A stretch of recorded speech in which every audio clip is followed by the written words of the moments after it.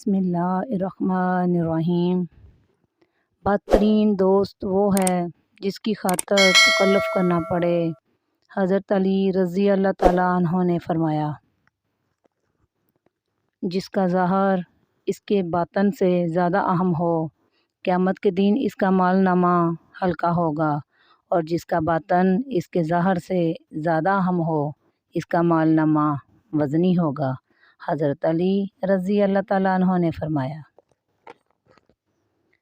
جس شخص کی امیدیں لمبی اور دراز ہوتی ہیں، اس کے اعمال برے اور خراب ہوتے ہیں۔ حضرت علی رضی اللہ تعالیٰ عنہ نے فرمایا، حضرت علی رضی اللہ تعالیٰ عنہ نے فرمایا، بلا علم عبادت، بلا مہم علم اور بلا تدبیر قرات بے فائدہ ہے۔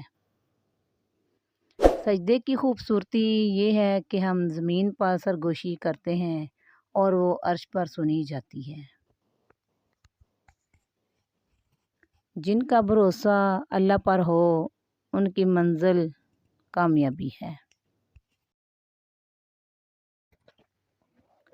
سجدے کی توفیق ملنا بھی رب کی نعمتوں میں سے ایک بہترین نعمت ہے۔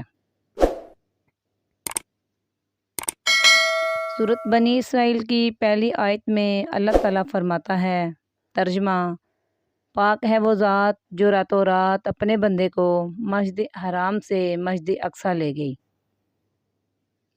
خلق کے معنی ہے مخلوق۔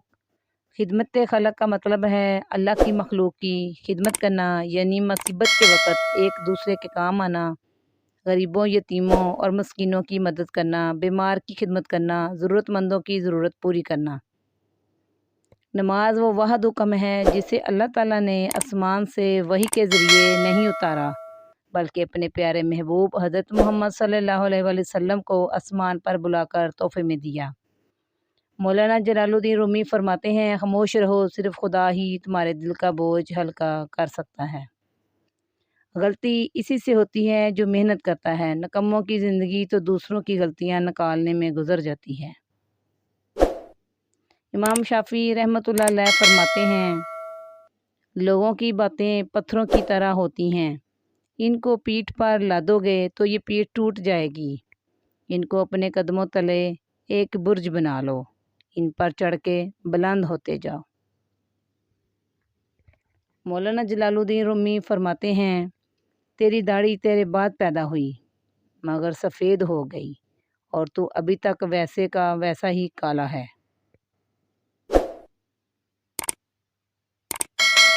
کسی انسان کو دکھ دینا اتنا ہی آسان ہے جتنا سمندر میں پتھر پھینکنا، مگر یہ کوئی نہیں جانتا کہ وہ پتھر کتنی گہرائی میں گیا ہے۔ لفظ انسان کے غلام ہوتے ہیں، مگر صرف بولنے سے پہلے تک۔ بولنے کے بعد انسان اپنے الفاظ کا غلام بن جاتا ہے۔ اپنی نیکیوں کے لیے پوشیدہ جگہ بناؤ، جیسے کہ برائیوں کے لیے بناتے ہو۔